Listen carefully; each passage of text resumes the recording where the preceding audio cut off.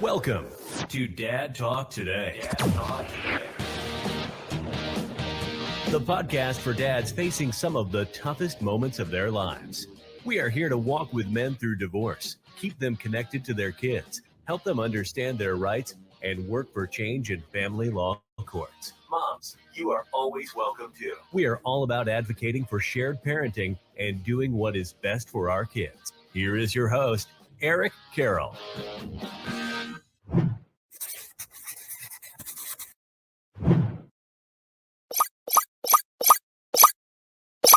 Everybody, welcome back to Dad Talk Today. We have an exciting episode lined up for you.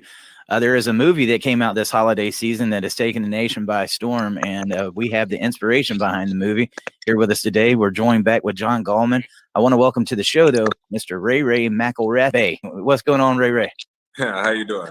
What has it been like this holiday season, man? This movie coming out and seeing your life story on there, you and what you went through with your brother, and now everybody knows out in public what it was you was going through. I mean, it's mixed feelings because simply because I'm a super empathetic person. So a lot of the times I feel how I guess the people around me feel, and society as a whole is not doing its best. So it's you gotta take the good with the bad. But I'm excited about the things that's going on in my life. But there's some other larger looming issues in the world that are kind of depressing the entire thing, with COVID and all the things that's happening. So outside of, that, I'm wonderful. There you go, brother. So I want to get to some other parts of this as we was talking, Ray Ray, and there's a lot of things that the movie left out. Your life leading up to that, you had brothers and sisters, and I don't think that was mentioned too much about your siblings in the movie. But before we get into that, let's talk a little bit about what the movie was about. I know you had started your football career over there at Clemson. Your mom had to go to rehab, and your brother was about to be put up for adoption. I'm going to let you tell a little bit about what the movie was inspired about. Well, to go off script a little bit. Now, my mom, she didn't have, she wasn't arrested, and so she didn't have to go to mandatory rehab. But she was using crack cocaine at the time. And they were struggling. They were living, as opposed to Atlanta, they were living in Las Vegas, not too far from the Strip, and in a weekly motel when Famar came to visit me in Clemson. And he didn't want to return back to his circumstances. But he was in Clemson for like a month and a half, 2 months. And he was just supposed to be visiting because it was the summertime. And once the summer was over, he was supposed to be returning back home, but he told me he didn't want to go back. And initially, I blew him off. I'm like, whatever. All right. So when I'll get you a plane ticket within a week or so. And he was like, no, I don't want to go back. I really don't want to go back. I'm like, well, you either go back or you go to foster care. He was like, I'd rather go to foster care. And it threw me a little bit. I'm like, wow. So as much as I knew the circumstances with my parents wasn't the greatest circumstances, it never made me decide to go to foster care, even consider it. I always wanted to stay with them regardless. But he didn't feel that way. And so, which opened my eyes to maybe his circumstances are a little bit different than mine. And then I guess I'm built different as well. But he didn't want to go back. And so I consulted a couple of my mentors about possibly keeping him up there. About possibly keeping him. One of my mentors, a gentleman named Tyrone Hill, who's one of my greatest mentors, one of my greatest friends, God rest his soul. But he cussed me out because at the time, Tyrone was taking care of me in a sense. Like he, sent me to college with the care package. He was paying my cell phone bill. He had always been looking out for me, so he knew I didn't have the means to necessarily take care of a child the way I would need to. And so Famar didn't want to return back to Las Vegas with my parents. And I had been through similar situations with my parents, but I never wanted to go to foster care. But he did. So like I said, I talked to my mentor. He cussed me out, told me, there's no way you should be doing this. You're a college student. You're playing football. And he was paying my cell phone bill at the time. So he knew I had no means to do anything well as far as taking care of kids is concerned. And so I went to another mentor, a gentleman named John Bell, and he told him about my situation. And he was like, well, you probably won't be any worse than your parents. So, because he never factored in the whole Clemson part.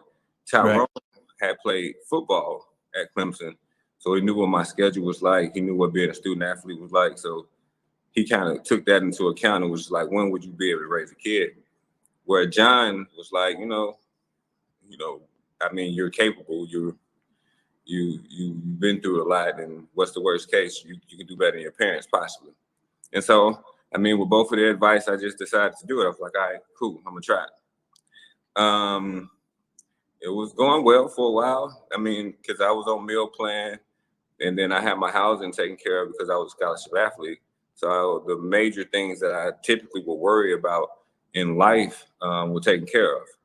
And so I was like, it was a easy transition for the most part, because if there was no food, or if I couldn't afford food to have a meal plan, I just go in the calf, grab some, come out the calf with it. Wouldn't be no big deal.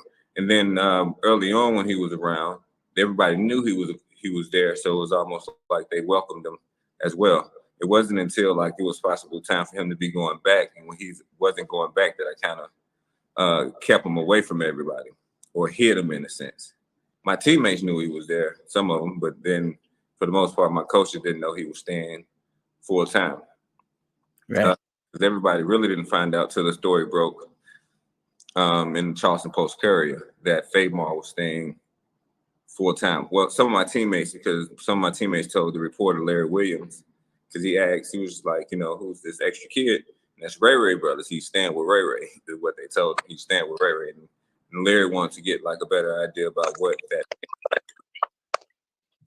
And so after I tell it, one day after practice, Larry came to me, wanted to talk to me for 10 minutes after the next practice. And the next practice came, we met, and 10 minutes turned into 3 hours. And then we met the next day for another 3 hours. And basically I was kind of just running them down my story and how I came to where I was, and how did I came to having my brother. So I think that's interesting, man, because you kind of took on that father role, and inside of the movie, it doesn't mention your father much. And I believe that's the part of the story that made you who you are. There was a lot, and I know we connected over the topic of adverse childhood experiences when we was talking earlier this week. Let's talk a little bit about that. For anybody that was watching, fatherlessness is such a huge issue. They might think, well, dad just up and left and he didn't have anything to do and you had to take care of your younger brother. What's the story behind that, Ray? No. And this is, I guess, one of the parts of my story I want to set the record straight. And this is basically a part of my life I wanted to set the record straight on, because with my father, it wasn't that he was just an absentee dad or he wasn't there. Because early on in my life, really early on, my dad was my everything. He was, he smoked Newports and drank Bud Light. And I wanted to smoke Newports and drink Bud Light because my dad did. He delivered papers for the Atlanta Journal-Constitution. And as far as I've known, and long as I've known him, he's always had a job. And so he's not like a dad beat dad. And he was always there for me early on. Now, with the situation with my mother and her smoking crack, now my dad stayed with my mom for decades through her addiction. Yeah. It wasn't that he just up and got the hell on one day. Even with my situation with him not taking care of me, it was one of the situations where I created the conflict with his new girlfriend. And so, because once he stops being in my family, as I would say, he moved with his new girlfriend. And for me, it was him breaking up the family, and I resented him for that. And not even thinking about his circumstances, because I always would say that mom could mess up 1,000,000 times, but dad only got once. And we're gonna crucify him. There's almost no coming back. But it wasn't even a situation which he just left me. I was raised by my coaches growing up, and one of the reasons I was raised by my coaches is because of my conflicts with my dad's girlfriend. When I was a kid, and like I moved with my dad when my mom actually went to rehab, and I stayed with my dad. It was just me and him. We did a bunch of things together. He used to take me to work and deliver papers with him. We used to have like this tradition where we went to Waffle House and listen to old school music. Gotta love Waffle House, man. Yeah. And so there was like various childhood memories I have of my dad that didn't make the movie or was just kind of left out because of whatever reason. But going back to my father, I didn't know his struggle. I didn't know how he came up. I don't know what he went through as a young man. He became my father at 23. And my mother already had 2 kids, and he fathered those 2 kids as well as myself. So these are not, I say all this to say that these are not attributes you get from an ancient father. This is not something that dad be dads do. And he fathered every kid that my mom had. And they can call him dad just as if, you know, he was their biological father. He was always there in that sense. But, you know, one of the things I think made him leave is the fact that, like, my mom with her habit could end up selling everything in the house. We call it a fire sale because there'd be days she'll be just with shopping for food. We'll have TVs or something like that. We'll have valuables, but then one day, not sure when, it could happen any day, but one particular day, she'll just sell everything in the night. And so my dad would leave home and life would be great. I mean, he got all the things he need. We have all the things we need. Yeah. But then he'll come home that night to nothing. And like to have to deal with that and stay with someone through it. Like I wouldn't have stayed, but it wouldn't have took me but a week. We would have been done. I would have been on my way somewhere. But he stayed for more than a decade, and he was in my life even then. And then when he moved with his girlfriend and I was forced to go with them, I would say forced because I couldn't live with my mom because of her addiction. And it was the only other option. I resented her too. I couldn't stand that lady. I used to take her cigarettes and throw them out. I used to steal jewelry from her and not to do anything particular with it, just so she wouldn't have it. Right. And so I wasn't necessarily the greatest kid either. I didn't make the situation great. So before my dad was out of my life, like I was doing stuff to make it so, to make it almost an impossible situation for him to continue to be with her and have me around at the same time, because I wasn't letting us live in the same household under like any type of order. And I'm curious real quick though, Ray, how do you view that? Like if you can think back to those teenage years when you were going through that, or your childhood years, what was your feelings then versus as you've gotten older now and you can look on it? Was there a lot more resentment when you was a child and then you learned to kind of step out of the situation and say, that couldn't have been easy for my dad? I mean, what was the differences between those years of growing up? As a kid, I couldn't stand nobody. Like I was pissed at everybody. I made myself the victim. And so everything that happened, I blamed everybody else for all the things that went down. As a grown up, it wasn't until like, hell, when I first got Famar, that I started to kind of understand some of my dad's issues and what issues they could be. Now, my main one, like he's a very prideful man, even myself, like, cause that's what, like my last name, Mcelrathbey. And my dad used to always say, where there's a bay, there's a way. And there you go. I like that. And so we were very prideful, and he was very prideful. But one of the things that bothered the hell out of me when I first got Famar was the feeling of inadequacy and not being able to provide the things that I felt was necessary for him to survive. And he wasn't my kid. Like it wasn't my responsibility to do that. And it was all I volunteered for that responsibility, but at the same time, it ate at me that I couldn't do it in the manner in which I wanted to do just because my funds were low. And when I was, I guess, ill-equipped to be a dad at that moment. Because there was no class before I jumped in it. It was like, well, you know, today you brother, tomorrow you dad. Like, There you go. Yeah. But like a lot of the things that I learned from my father, like, because one of the main things I did take away from my father that I resented him for a long time was just time spent. Because that was one of the things where as a kid, more so than providing anything for me or buying me any shoes or clothes or toys or anything like that, if you were there, like, that was big. And I learned how to just kind of deal with the bare minimum. Like, I can take small victories in most places. Not that you showed up, but did you call? And those things, as I grew up, became more important. But like I said, it wasn't until I was older. And so I went through teenage years pissed. Early on in college, like, I was pissed. It wasn't until my dad passed, unfortunately, that I had the realization that I'm at now. Because I couldn't have those conversations. But it took me to, like, I have a son now who's 7. And with my son, I feel it now. I feel what being a dad is. What this is my kid, and the way I feel about my son. I don't know if there's another feeling out there, but it's a situation where I knew my dad loved me.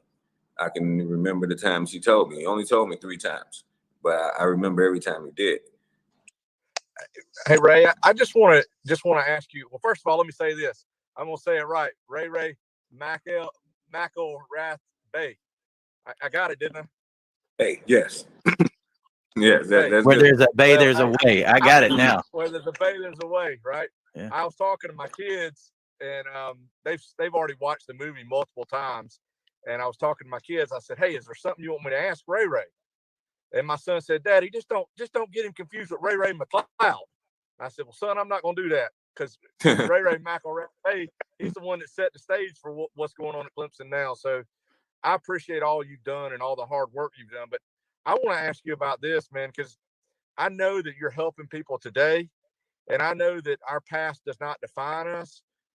But it certainly, our origin and where we come from makes a big difference. Francis Schaeffer said, "Where we begin will determine where we end." And man, I know that you found a place of peace. I know you found a place of redemption, and I believe you found a place of forgiveness. And when we look back, and hindsight helps us to understand that, have perspective on where we come from. And you've talked about the realization that you had about where your father may have come from and what he had to go through and how hard he worked. I tell my children all the time, reality is our friend. We can adjust our lives to fit the truth. And when we adjust our lives to fit the truth, we'll find freedom. So tell me a little bit about how you found freedom coming from where you came from. Freedom coming from where I came from. Okay, well, freedom for me now is I find it in the Will Smith quote. In order for me to be free, I have to be me. And so a lot of people, not just myself, but a lot of us move through life wearing masks, trying to fit in, trying not to be ourselves, when all we can be is ourselves. That's the only person that we can manage and successfully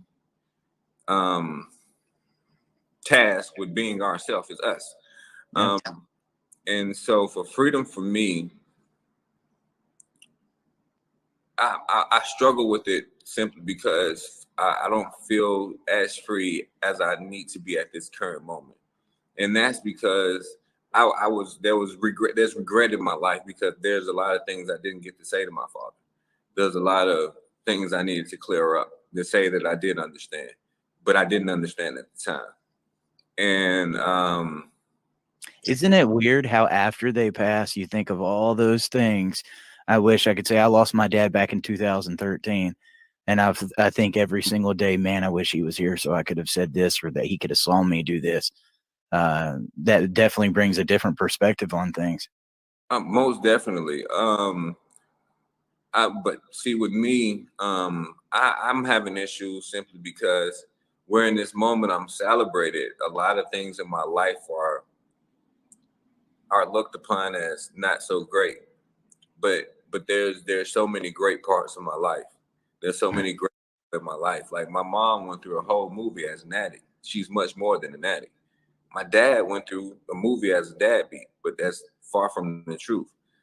And so I guess with me, there's those mixed feelings because of those things, like because where I'm highlighting myself in this situation, there's things about my family that are left not clear, or to for some to believe that something might be wrong with these people, and it couldn't be further away from the truth. Well, so there's an interesting perspective. You know, you was talking about your dad a while ago, and we was talking about how you can look back now and see what he went through, and you can kind of relate in a little bit different way that there's years. Now, here you are, the movies went public. One of the main focuses on that movie is your mom and her addiction. That's still your mom, and no matter what, I'm sure you love her with every bit of your heart. And it was an unfortunate situation, but what's that like, knowing this person that I love that gave birth to me? She's became the focus of this film. And what's that forgiveness been like? I know there's got to be a lot of emotions tied to that. Oh man, well, for me, the forgiveness part happened a long time ago, simply because of the opportunities I was able to have once I left my parents from the people that I met. There are some detriments to that with me leaving my parents. Like, I have some abandonment issues. I have some vulnerability issues.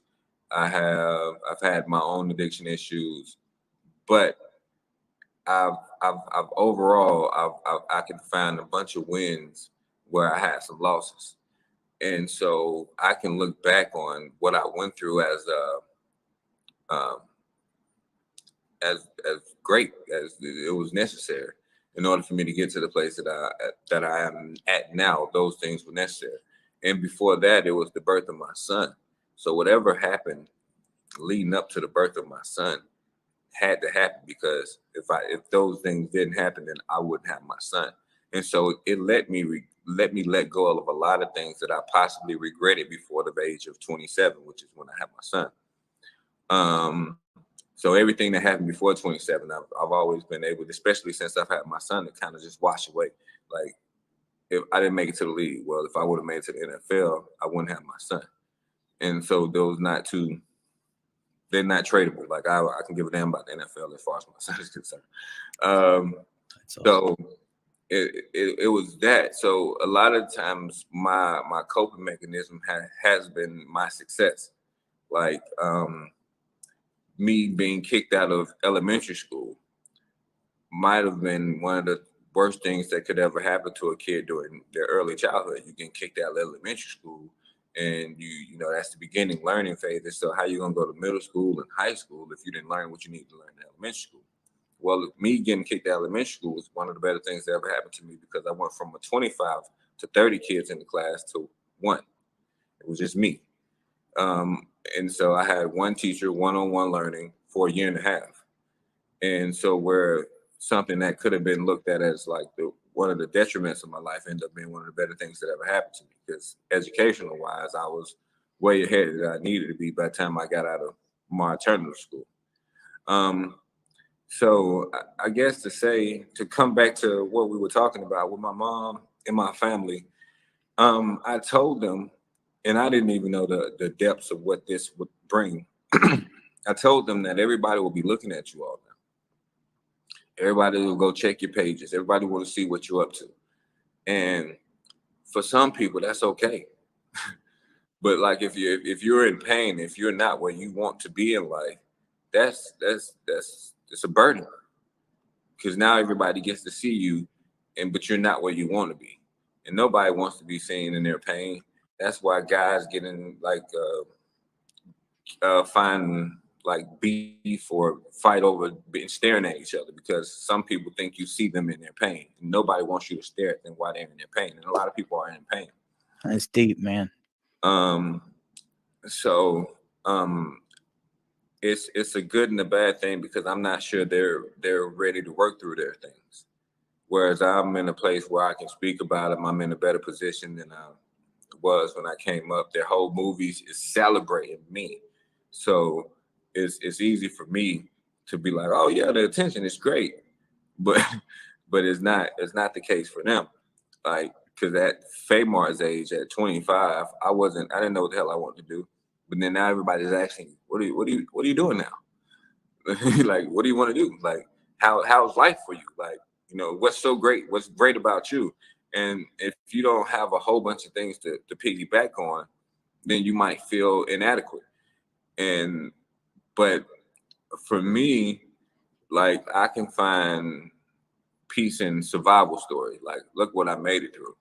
And I try to tell them the same thing, but they're still in it.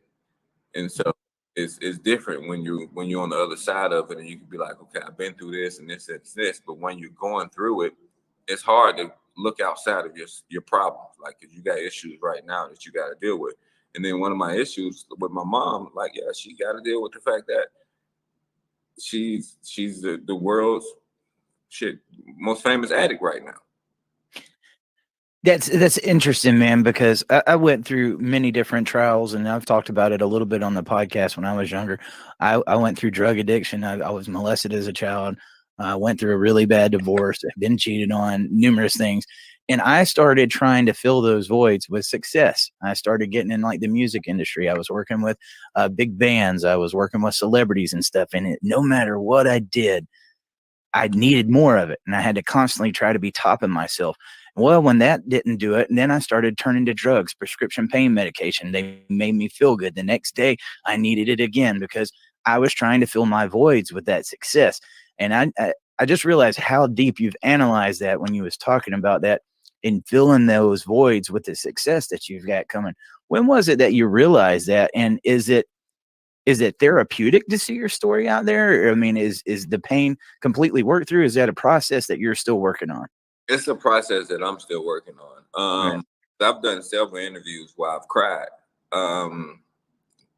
just dealing with the guilt of me and my dad's situation and not being able to fix that.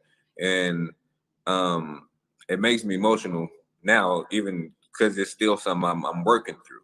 It's and it pisses me off a little bit because I'm not perfect. And I know myself. I know all the secrets. and if everybody else knew every secret, I might not be seeing in the world's greatest light either. But my dad, like, I didn't know none of his story, but I would treat him like I did. And it's a lot. And I'm probably still not ready or not equipped enough to really psychoanalyze myself, but I have to work through a bunch of things backwards. And so I guess that's kind of where I'm at with it, because with me telling my story, with me sharing all these different things about me, I'm learning that I got some stuff I still need to work through. I mean, I go back and forth. And when you were just talking about, filling the voids with success, there's still voids that I've yet to fill. I haven't found that thing, or I guess what exactly it is to figure it out. And that's one of the things that, even going back to ACEs, that makes, figuring out that trauma, to figure out what things started, to possibly work backwards to try to fix them, and to know where you're at. As far as the ACEs are concerned, like, know your score. Just figuring out your score, one, and then figuring out what triggers or what things happen because of your score. So because you were abused when you were younger, so what effects did that typically have on growing adults? And then kind of checklist yourself. So if it typically causes high anxiety levels, procrastination, this, that, and other, then you need to start going down that list and checking things off, like, well, where am I at with this? Where am I at with this? Because you don't necessarily have to be the smartest person, but like, figuring out yourself would be like, a therapeutic thing that I've done in my life. Like, and then just the vulnerability of just telling my story and being honest about what I'm going through is very helpful. But as you know, as men, we don't have a whole bunch of people that we run and talk to and tell that we feeling like shit, or that I just want to cry today. I don't want to do nothing but cry today. And we have days like that, and we can't kind of wallow in that emotion. And now that I think about it, I wonder how many days like that my dad had, because where I have these things that I can win with. I go play ball every day. I can win the game every day, and I don't necessarily have the burdens of a family. Not that families are a burden, but the responsibilities that come with having a family could be burdensome if you can't handle them. And so, but like what was his out? Because I have mine, and they haven't always been the best things. But what was his? And like I said, my dad had me at 23, and so what the hell was he doing at 23? And what would I've been ready to do at 23? And that's one of the things that I tell Famar about, what the blessing that he's been to me, because a lot of times Famar has trouble seeing his part in the story where he can be celebrated or where he should celebrate, because as far as he's concerned, it was all me. Well, you decided to get me, and because you were in school and you played football, they did the story. But that's further away from the case as far as I'm concerned, because I mean, you're my brother. You allowed me to be your parent. Like, there was a choice on both of our sides, and you damn near forced leadership on me. So it's like, if anything, like, the reason I came to even talk about this, because you were grown enough, you were a man before I was, as far as telling me, like, no, this is not what I'm doing. I don't want to do this anymore. And to the point where you made me look at you and be like, wait, okay, I got to take you seriously. And as a kid, to be like talking to your brother, and then make me take you seriously as a young man, like, that's big. That's you were well above your age with that. You were above and beyond. And then for me to be your parent, like, I wasn't ready to be a parent. I had some skill sets because I was just a smart kid, but nonetheless, I wasn't ready to be anyone's parent. And there are no classes to be dad. Like, and also, like, who raised me is an important thing, because how I decide to raise someone else is going to be a large part of basically what I learned being raised. So if I had a pretty terrible upbringing, then chances are I'm not going to do anything but pass on some of those bad traits and bad behaviors. So what was that like, though, Ray? I just got to ask, because here it is, 18. I was at 18 when I became a father, and I wasn't ready. I thought I was, and then once I did, reality set in. But here it is with yours. Your story is much more different, but it's still at the same time not ready to be a father. That's the role that you was playing in Famar's life. Usually brothers get in an argument, they'll go run to mom or dad and be like, hey, Ray, he was doing this to me over here. Y'all didn't have that. That wasn't there. The structure was you and him. What was life like with that? And I mean, I guess you just figured it out as you went along, but how has that played into, like, your communication even up until this day? Well, Famar didn't grow up like I grew up. And so early on, me and Famar had real issues, because I grew up in a situation where I grew up with my coaches. So criticism was heavy, and constructive criticism is the most useful, but not all of it was constructive. But I had dealt with being criticized heavily throughout my own history, because I played sports. So, like, if you do something wrong in sports, they own you that moment. And it's like, and they barking at you. It's what the hell are you doing? Da, da, da, da, da, da. And whereas parenting is not that. It's not that all the time. That's not how you should always approach it. Because a lot of things should just be conversations. But for me, I was raised by coaches, so I was used to people barking at me. So how I initially came off was I barked at them. Like, if there was an issue, I'm and that's not necessarily how you need to handle everything. But Famar told me that afterwards, as he got older. And it was just like, you don't gotta, like, because me, as they say, like, if all you have is a hammer, everything looks like a nail. And so that was That's good. So that was kind of my approach with everything. I was hitting a hammer, because that was my toolbox, as far as I was concerned. And but like through growing up and, you know, having these conversations, I got better with it. But early on, my whole thing, I was terrible. Verbal abuse, that was me. Like, what the hell your dumb ass doing? Like, what? That was stupid. Like, and so, but as I got older, I learned to criticize the action, not the person. Right. But see, as an 18-year-old, that wasn't how I moved. And so that was to Famar's detriment, but to my kids' advantage. And so I tell Famar, if you improve my son's life just a little bit, like, you a hero to me. And so all the things that I learned by taking care of Famar and just the feedback he's given me since is helping me be a better parent to my father, my son, or be a better father to my son. And so that's more than any movie credit he would ever need, as far as I'm concerned. Like, it's that's big, that's huge in my life.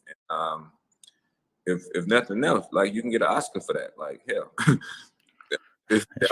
that was enough for me. Like, and I just hope that people in my family could find, like, I guess, jewels in there, like, what they can grab onto and hold on to, because that's really what made me like that. Like, y'all were the reason that I end up the way that I am.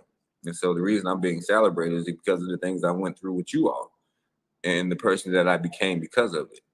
So no, I don't fault you or feel any type of way, resent anyone in my family. Or if anything, a lot of times I feel guilty because I have 7 siblings. And I'm only looked at as having one. And then I had custody of my younger sister and one of my brothers. But then it's almost like they're not talked about. And so I can see sometimes where they find themselves, like, they feel like background noise. Well, yes, they're part of the family, but only because folks only know it because they have my last name, and not like they even acknowledge them in a sense. And so, I mean, that's a whole nother story, but that's a lot of guilt to carry around, my man. I can feel it. It feels like there's you got the weight of the world on your shoulders. I mean, you got the success. You stepped in. You did so many good things, and you're very cognizant of what's going on. And that, I admire you so much, man, because I can't imagine what it would be like to be in that position, to do what you did at such a young age. And I know that's got to be probably hard to be in their position as well, seeing that, their brother, he got success, was the football player, got the movie coming out now. So, but that's it, man. These experiences, they make us who we are, and that love, it'll happen. It's just communicating. What's communication like with you guys now? I mean, I communicate, but it's easy for me because I'm a lot the success to talk about. Like, it's hard for you to be happy for someone when you're struggling.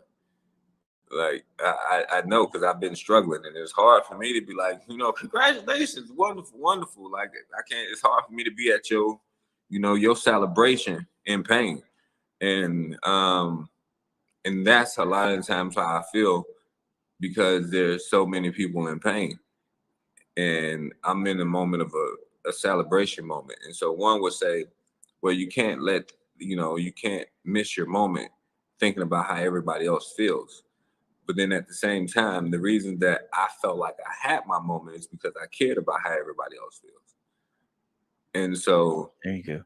Is the thing that makes me successful is technically what people want me to let go in order to be happy. Hey, Ray, I was just going to ask you, man, when I think about your story and where you are today and how you're working through things that, family of origin issues from your childhood, even today. And, you can, I tell people all the time, we can deal with our pain, or our pain will deal with us one way or another.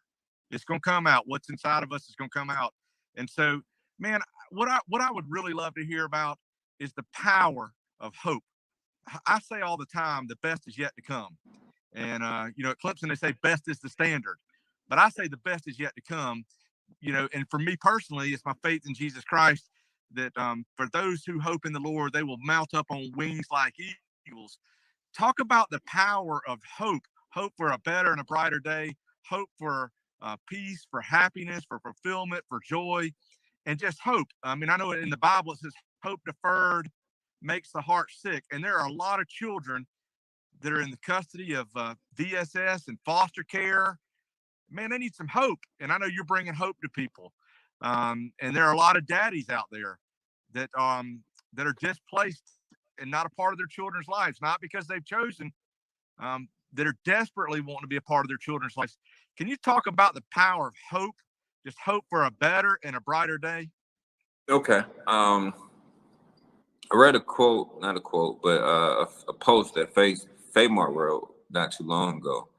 And there was a post from his quote in the Players Tribune article not too long ago that we did. And he talked about, having faith and waking up every day with the thought process that today will be better than yesterday. And even moreover for me, like I believe in the balance of life in a sense. So just as much bad as there is in the world, there's even more good. And because what I try not to do is get too caught up for most people, because most people, everybody's not Team Jesus. Me, I'm Team Jesus. Like, so, I can find faith knowing that, hey, if I die today, tomorrow's a better day. I'm gonna be good. Like, I'm make it through life. Like, there's nothing that can stop me because I've already, given over my life to God and Christ, and I'm on my way as far as that's concerned. But for the people who can't find hope and faith, if you think about it, nothing lasts forever. Not even you, not your lifetime. Everything will too fade. And with your kids, if you can't see your children, like eventually, God willing, they'll grow up and they'll be adults, and they'll come to a place like we all do, where we can reflect, and then we can kind of get perspective. Because right now, to speak to the dads that can't see their kids, like, your kid might resent you because they don't have your perspective. And so what you could do more so than anything, and what has helped me a lot, is write down what you would want to say. And you can keep a journal. And if these days that go by that you don't see your kids, or that you're not feeling the greatest in life, you write those things down. Write what you want to say to them. Write how you feel. And when the day comes, you can present that to them. Like, hey, I was thinking about you all these days. These are the moments. Because if you don't believe that, time heals all, if you don't believe that, days will get better, then I'm not sure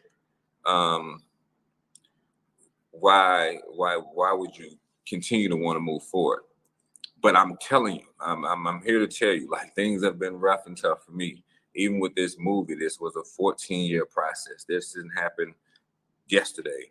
I've been through a lot. You will go through a lot. That's life. It's a tough life for everybody. But you can't make it to the other side giving up. There's no winning in giving up. There's no reason to stop fighting, because that's the only way you lose. It's similar to buying stock. Like, if you buy it, if you hold on to it, and it's a good company, things will be okay. It'll eventually turn around. You just got to stick with it. And the same thing with parenting. If you can't see your kids, just continue to fight. It's gonna be hard. It's not easy. Hell, my dad, he fought. Much as I talked mess about him growing up, much as I resented him, he was backdoor. He was fighting, and he was battling his own demons. And eventually, your kids will get to a point where they know what's up, where they can make decisions on their own. And you can wait for that time, but as you wait for that time, you continue to fight, continue to have faith, continue to move forward, because what else you gonna do? And then the opposite answer, what else you gonna do? Yes, you could quit, But then what does that get you? You're not in a better place because of it. You can sit in sorrow, but that won't get you far either. Like, you can have your moments, and I'm not saying not have your moments, because a lot of us just need to grieve and let some stuff chest. But you got to come out of that, right out of that, and know that the fight is still ahead of you, because it's still not easy. It's not going to be easy even for the most successful people. They have problems too. And me knowing that, I used to always tell myself, somebody has it rougher than you. Like, somebody got a rougher sled than you. And if they continue to move forward, so could you. Like, you don't got to find faith in heroes. You can find faith. You can be your own hero. Like, because you can be the greatest factor in your story. You can be your Superman. And if you think of yourself as a hero during those times, because that's essentially what you are, especially if you're a father, you need to think of yourself as a hero. And it might be, you watch plenty of shows where the hero seems like he's done, like he's down and out. But just like in the movies, like, if you continue to fight, you're gonna have your moment. And you can get stand on that top of that mountaintop and tell everybody about how you got there. Tell everybody your story. But if you quit, we'll never be able to talk about you. And I want to talk about you. I want to talk about all the wins. I want to talk about all the success stories that you will eventually have. And I know you will, because I do. I have my own success stories. And yes, I've been through my own things. I was just telling you, like, I was crying less than a week ago, a couple of days ago.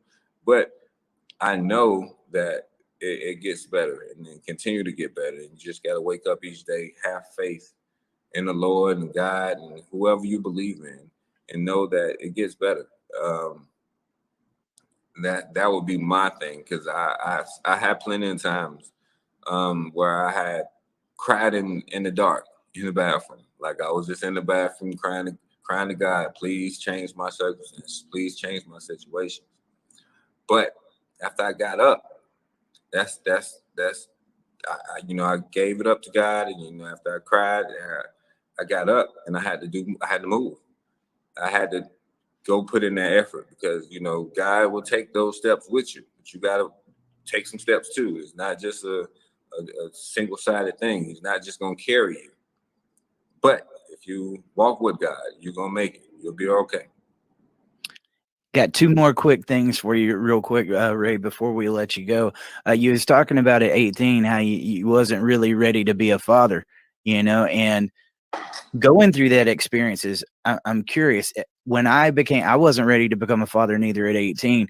And then by the time I had my second, my third, my fourth child, I was a little bit more seasoned and I knew what was coming. How did that prepare you for when your son was born?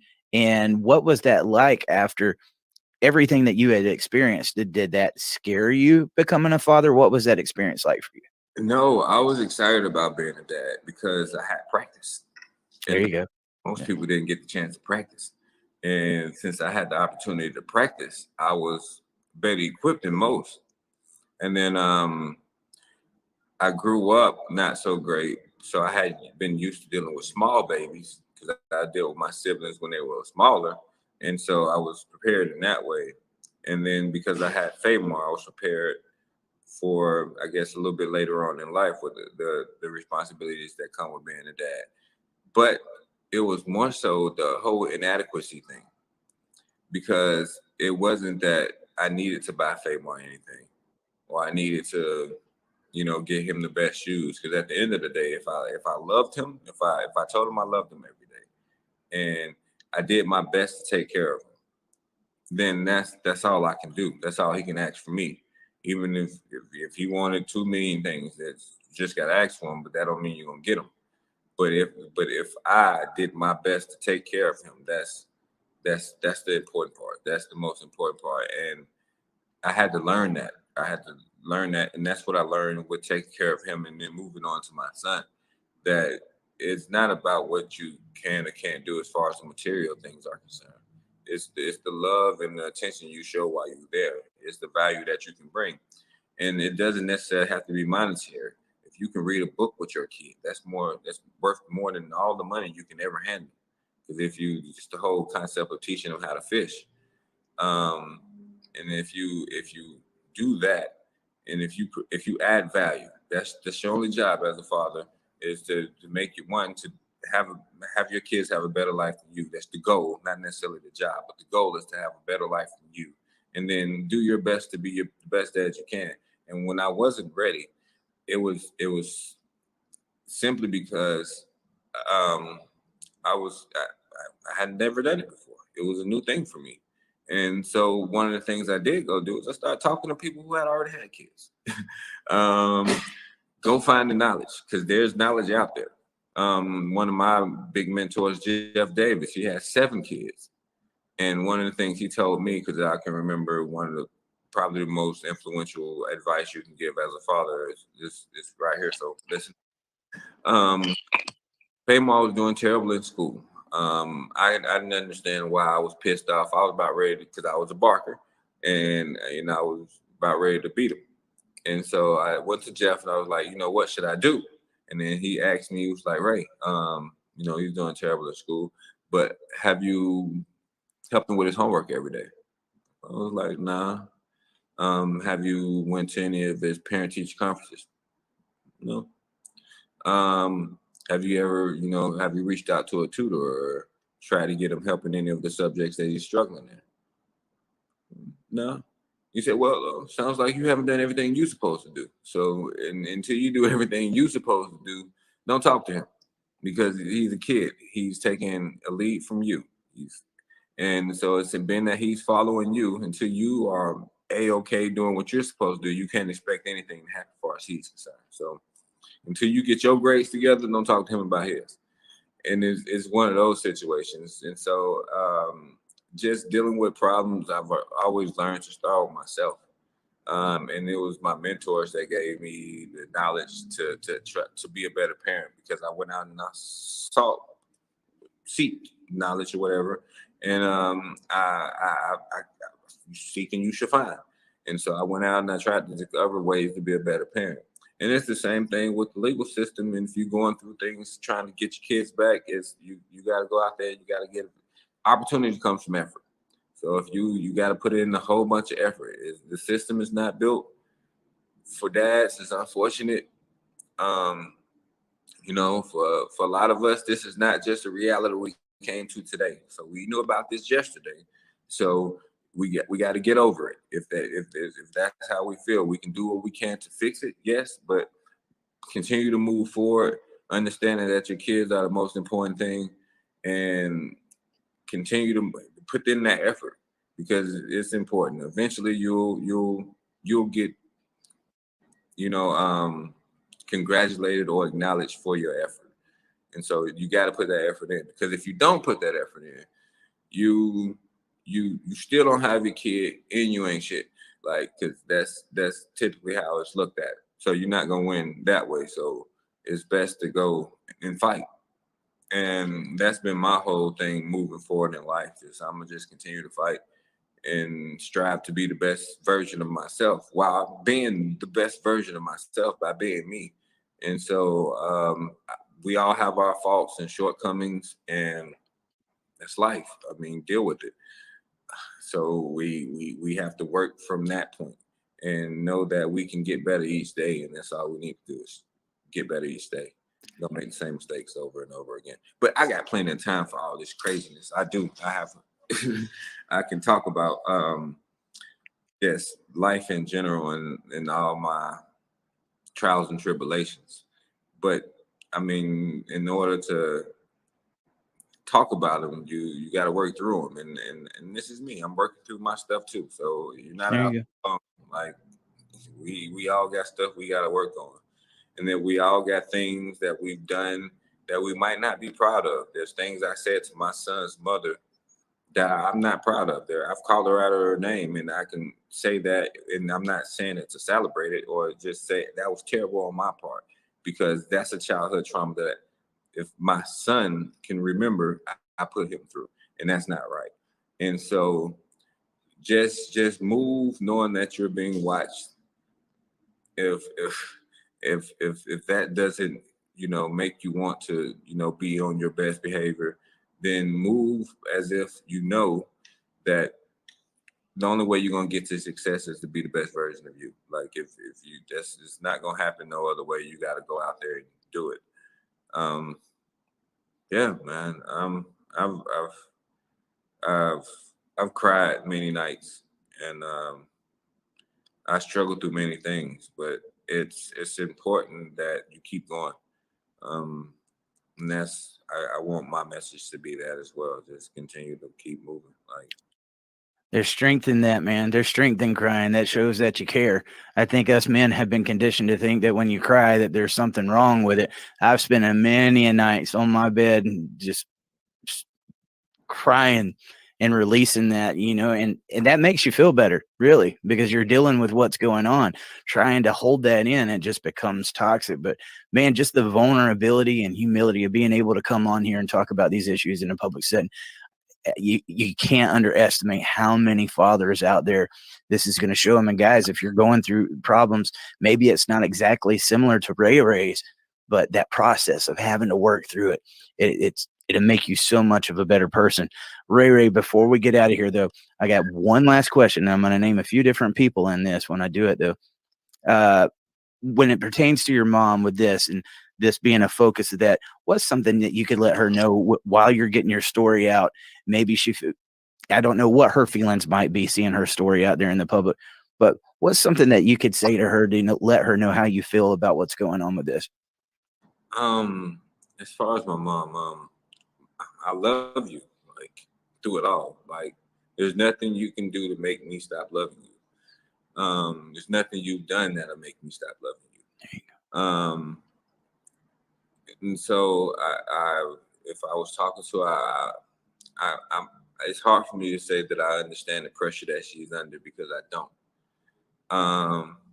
I just know the pressure that I put on myself, and if it's anything similar to what like she's going through, I know it's a lot of pressure, and I want to thank you for dealing with everything, for going through this for me, in order for me to tell my story.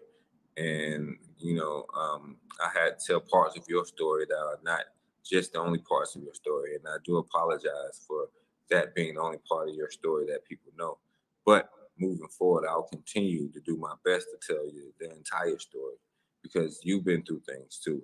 And just like my father and like myself, we've all been through stuff. And I forgive you. I've always have forgave my mom. I never resented her for some reason or another, because she's my mom. And she has her own struggles. She wrote a story about her life. I got through 4 pages. And it's a lot of pain in there. I couldn't even continue to keep reading, because there was a lot of things that she'd been through that I didn't know about, but it hurt so much that I couldn't read it. And I still have a lot of the things that she wrote to me, but I can't read them because of the pain. And I apologize. Absolutely. Yeah. I apologize because I'm not man enough yet to deal with it. Like, I gotta man up and deal with it, but it's so much. And I have burdens on my own heart. And I apologize for not just, going there with you, just talking about the things that you've been through. Because I know if it's anything like me, like, you're in a lot of pain, and you tried to share it, and I was unable to accept it.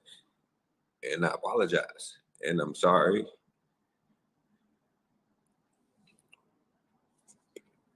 But I love you. And I will always love you.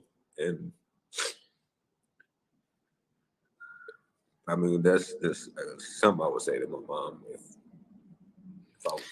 I think this is really important, Ray, because a lot of the one of the biggest situations that we deal with in this community is known as parental alienation, where one parent keeps the other parent out of the child's life, but that child's always going to love their parent. No matter what happens, they're going to love their parent, and they're going to want that relationship. And just to see, and hear this, I think it's so powerful. And I would hope that any of the parents out there that are watching this right now take that in, the love that you have for your mother, and to get behind the scenes and find out why some of the actions have caused the reactions that we experience in life. So I appreciate that. Two more people I want to mention, though. I know we talked about your mom.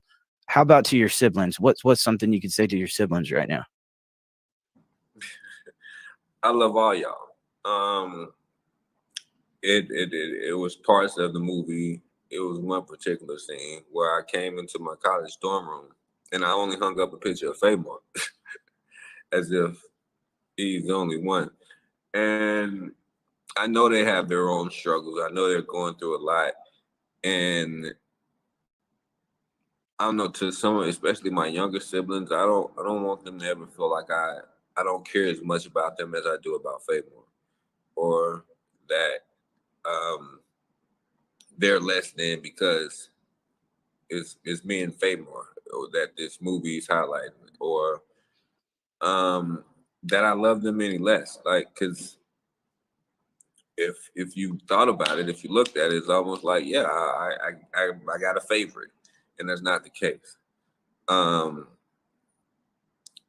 So as far as they're concerned, I would hope and ask that they come with me on this journey, because I feel like LeBron. I want everybody to eat. Like, I want my whole There you team, go. like I everybody, like that.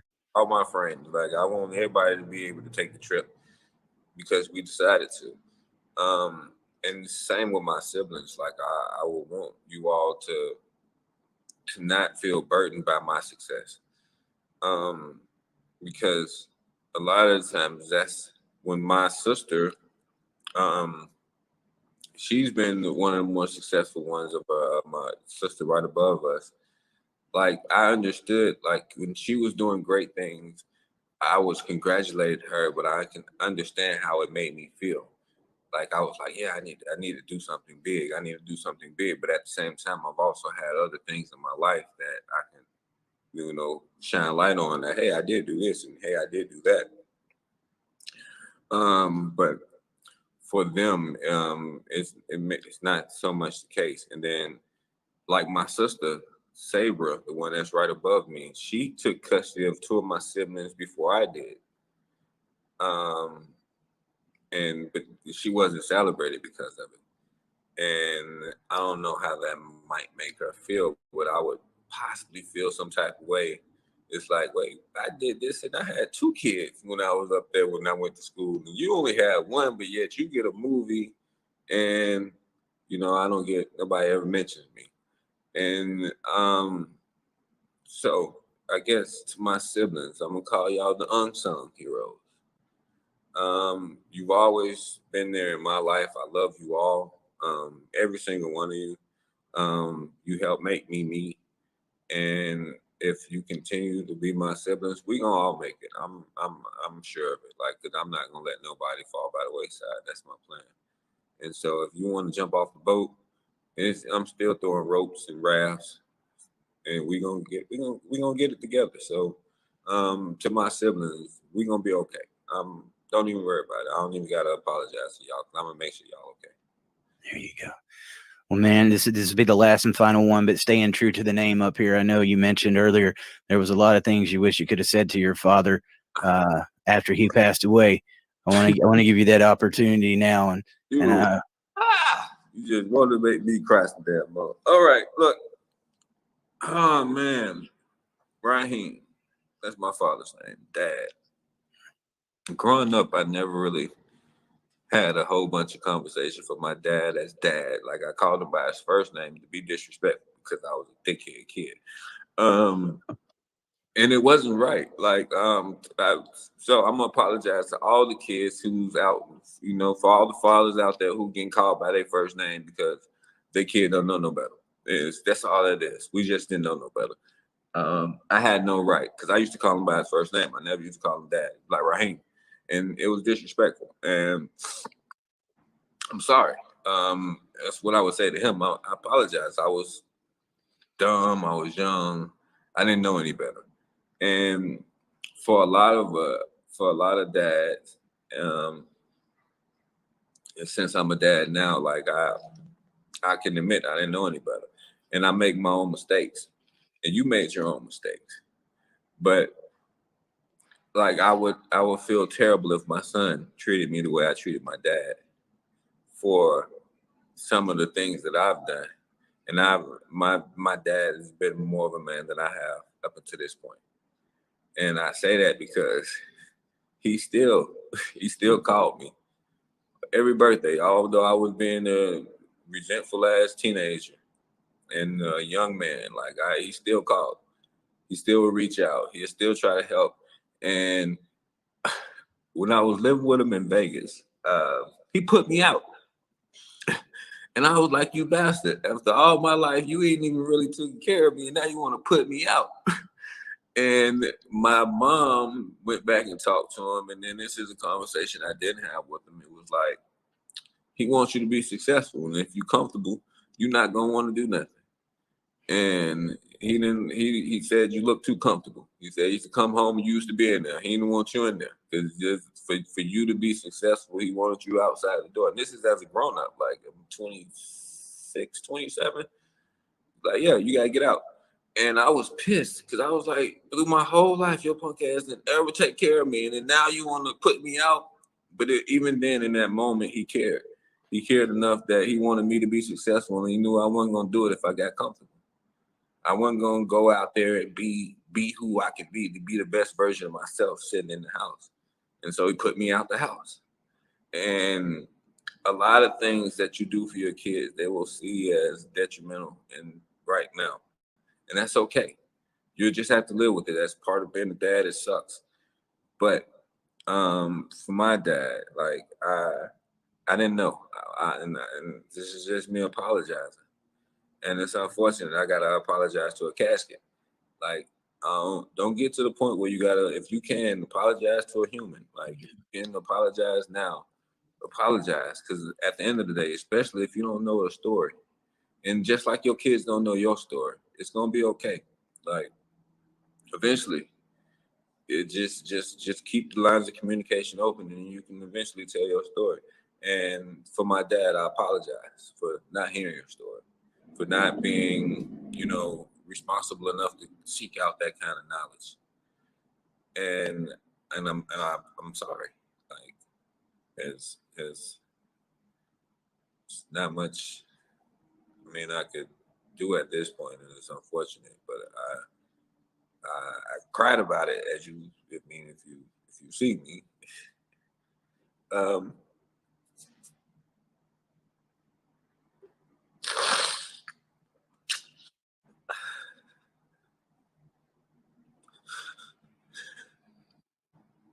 But thank you. Like, thank you. Thanks. Thanks for creating me. Thanks for calling me your son. Thanks for you giving me my name. And I appreciate you. Ray, I can tell you right now, your dad's looking down from heaven, man, and he is so proud of you. I'm going to tell you, if there was somebody to be proud of, you and Famar, both, all of your family. Man, you've made so much out of yourself, and you've got a story right now. And even you being brave enough to come and share this right now and to help other fathers, to help other kids that have been through this situation. I'm going to tell you, that's one proud father up there, man. And I think he's going to hear this. I really do. And I appreciate all of those words and everything that you've done and coming here. I'm going to let Mr. Gallman close out the show. And I just want to let you know how much I appreciate everything that you're doing. And I hope we get to talk some more later on down the road, because I really just appreciate you so much. John? I'm kind of at a loss for words, to be honest with you. But what comes to mind is that he heals the brokenhearted. And for those of us that are brokenhearted, there is always hope for a brighter and a better day. And man, you mentioned Jeff Davis. I think I saw a picture of Famar with Judah, with the twins, with Jeff Davis's boys that Yeah. played. I think I saw it on Facebook, like on my news feed recently. And you're reaching out to Jeff Davis to give you coaching, and the coaching that you're providing other people now. And Right. I'm blown away. I know Clemson, having been associated with the football team at Clemson for 4 years myself, and I know there's a family at Clemson. But beyond that, man, Ray Ray, man, I just respect and appreciate what you're doing to help people today. I respect and appreciate your courage to be able to deal with the past and to be able to move forward. And I'm going to end with what I say all the time because I believe it. Here's the other thing I think of. We all make mistakes. We've all made mistakes. We're all going to make mistakes. But our past does not define us. It does not define us. As long as we keep putting one foot in front of the other, there's always hope for a better and a brighter day. And I know that this is true in Ray Ray's life. I know it's true in all of his siblings' life. I know it's true in his mother's life. And Eric Carroll, I know it's true in your life. That the best is still yet to come. God bless you guys. Eric Carroll, I love you. I appreciate what you're doing. Ray Ray, I appreciate your courage, your tenacity, and bravery. Your bravery to be able to tell it like it is and keep it real with us. Thank you so much.